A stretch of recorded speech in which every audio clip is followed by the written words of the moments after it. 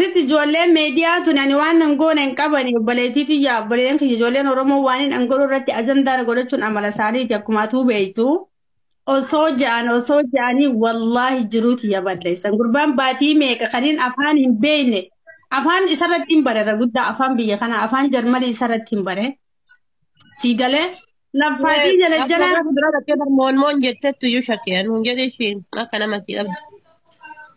Cabsee afaan itti baree afaan jaalalaa hundarraa fixadhee gurbaarraa fixanne kan sargi malee waan uunafin sababa viidiyoo dullacha googil keessaatii naaf gurbaan kun hodhe halgadda addaan baane dheengadda addaan cabne kalaas sinii haftee nasiraan faranjii heerumteen jirtu amma qalbii teessan jala muraatattaa. Bultii jiruuti jetti beektaa namni hagana waliin ture addaan bahuun illee salphinna. Lakkoofsisaa keessaan na ergi haga danda'e. Ati morka nama kennaatiif itti heerumuu qabdaa beektaa addaan bahuu hin qabdani dhugaa rabbi.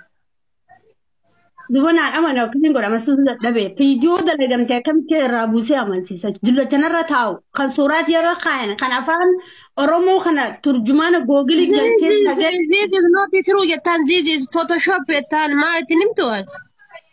This is Photoshop, no Photoshop, that is Dynaman naan jedhamte afaan jarmaleetiin that is Dynaman. Das ist deine Liebe Nusra. Nanja. Akamin jaa. Googilii keessa seenii barbaade yari namichi lammiin isaa chaayinaan kan jiru Jarmanii eessa walitti dhufne jettaan isheen aduma afaan ofirraa dubbattuun hin qabduuni. Lammiin isaa chaayinaa jennaan wal beeytanii malee nanja. Lammiin isaa chaayinaa namicha jennaan. Hai. Chaayinaa ta'uu isa beeytee. Fiigale. Abbo tiriisi duruma sin jaalatu walla duruma sin jaalatu dhiirri jettee namaatiin sirraa citu duruma sin jaalatu. Tiriisi walla. Namichi naafa islaama faranjiin baraka keenyaamti islaama taanaan safaataan beekan wallaahi akka islaama biyya keenyaatti miti wallaahi. Viidiyoo asli Maamad irratti guyyaa sa'aa 24 wal dubbisuu dinnees viidiyoo asli kaaftu malee naanjii akkamitti dhiira if gubbaa keessee viidiyoo jala waraabda jee wal dubbisuu dinnee viidiyoo tana yoo diilee goote malee jee asliin ilma sabaati. Saba qabaa uummata alagaa wajjin akka Oromootti aktiivistii Oromooti sappoorti godhu jirti Oromoon hundi viidiyoo isaan kaasu kunoo tabiraalee ilaali jeetti garsiisee amansiise taasisiidha. Siigalee guyyaa lama oolteeti dhufte viidiyoo mucaa ijoolleen ta'in irra daleeddeetu. Siigalee anis miira keessaan seene beektaa ammaa nakataattalaa oola jeetti miira keessa seene lolee. Faqaddumaa kabiraallee soqifaa jechuun akkasii sun hima jira ammallee maa. Lakki faranjii kiristaanaan fadhu waan ofi.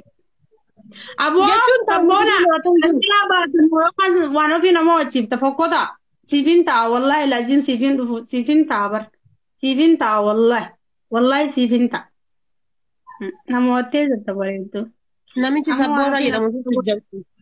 Namichi sabboona jedhamu sun sujjamir keeriin qabu hoolaadha. Allah illuu koo wallahi hedduu galatoomi ulfaadhu.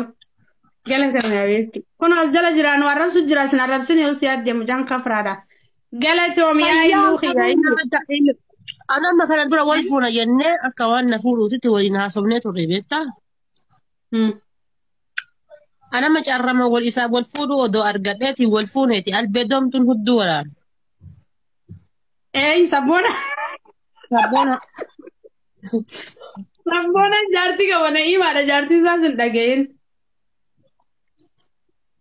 Yeroo meeqana jennee handidee si fakkaate osoo dituu baaddee jedhee dhugaa rabbi ofi gaabbe. Amma laasaa biraa ta'e gabbeetiin arrabsa jeetiin ijoollee kana wallahi akkamitti faranjiidha jee ijoollee Oromoo arrabsin ta bultiin adiiganis firaan caljee ta'a malee waan ofii sabboon. Abbaate maasii gooti faranjii wayya abbaate faranjiin hin jiraa miti faranjiin jaalala beetti oo yaa'i beetti oo my god let's go push beetti faranjiin maal beeka kenniin kunniin rabbi adhi wanni isaan beeku maalni Hamza maqaa keenan dhayin dhugaa rabbi Hamza maqaa keenan dhayin Nasraan Hamzaan jala oo'as hin jette. Gara biraatiin qorraadha Hamzaan jala oo'as hin jette. Egaa namni maqaan isaa Sabboonaa jedhamu artist teena kabajamtoo fi jaalatamuu Nasraa Gursum jaalalleessitiin adda baasetti jira. Viidiyoo xiqqoo wayii hojjetee ture. Viidiyoo isaa 24 keessatti appilikeeshinii TikTok jedhuu fi akkuma san immoo YouTube jedhuu fi akkuma san Facebook jedhurraa faca'eeti jira.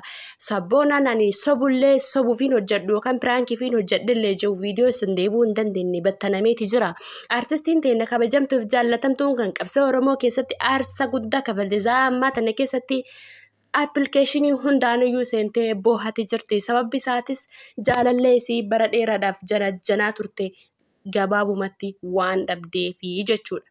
Tole, assalamu alaikum warahmatullahi wabarakatuh. Salaamni keenya bakkuma isin jirtanitti isin qaqqabsaniin jecha warroonni amantii biraa hordoftan baga nagaan jiraattanii nageenya keenya isin qaqqabsaniin jaa. Kasi wajjin turu ana Hanniidha.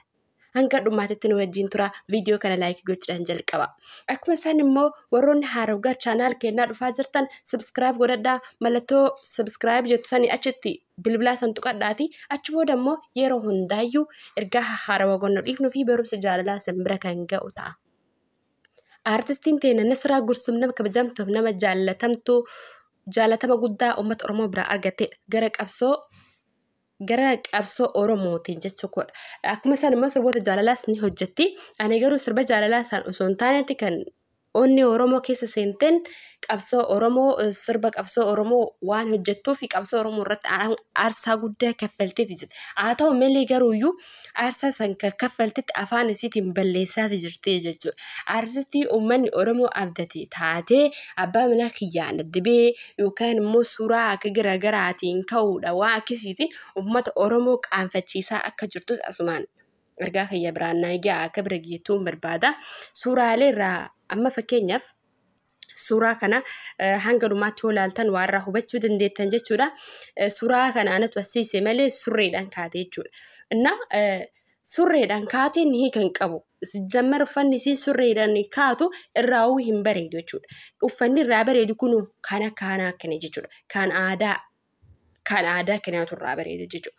Mimmiicciramtu kaas dhiftee osoo normaalii makana kaate irraa bareeda jechuudha. Sinigilte tokkoffaa uummata Oromoo haala uffannaa isiitiin qaanfachiisaa jirti. Sinigilte lammaffaa immoo haalli dubbannaa isiis uummata Oromoo qaanfachiisaa jira. Haala uffata keetii obboleettitiyya akkuma sirraa bareedu wallaahi sirraa bareeda. Ani surree nan kaawwadha duraan jechuudha. Garuu na jibbisiisee dhiise. Haa ta'u malee garuu ati artistiidha matallee deemii surrees kaawwadhu rakkoo hin qabu.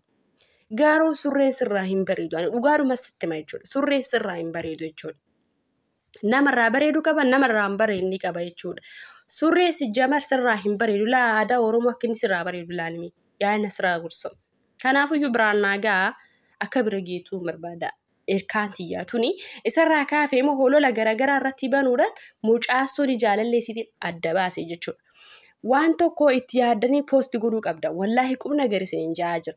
Waan tokko yoo poosti gootan itti yaadatii poosti godha. Viidiyoo isaanii appilikeeshinii Google keessaa gadi buusee dullacha intinii tokko wali hidhee tuni Nasraa Gursum jee akkasi poosti godhe jechuudha kiyyaa.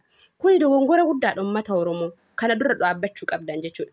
Kanaafiyyuu uummanni Oromoo warri viidiyoo sun bira jiru firaadleetii godhaa warri beektan immoo mucaa keessanitti haasaa jechuudha. Mucaa siin jaallatti kana keessanitti haasaa. Dubartoonni ofillee warri miidiyaa kana fayyadamtan jechuudha. Nama isin beeku kan keessa onnee keessan isin hubatu malee nama miidiyaa taateeti namatti heerumin jechuudha. Nama si hubachuu hin dandeenyetti hin heerumin jechuudha. Nama miidiyaa tokko taate. Maaliifi miidiyaa kanarratti yoo barbaade namni gasii gargalchuu barbaade osii gargalchi jechuudha. Kana hundaa nama siif danda'utti heerumuu danda'uu qabda jaalachuu danda'uu qabda. Yaalazaa suuraa kee gaaf gadi galabbatan ni kaasirraa buuse jechuun waan hin taane galatoomaa waan nama hojjetu ta'es ni jaa.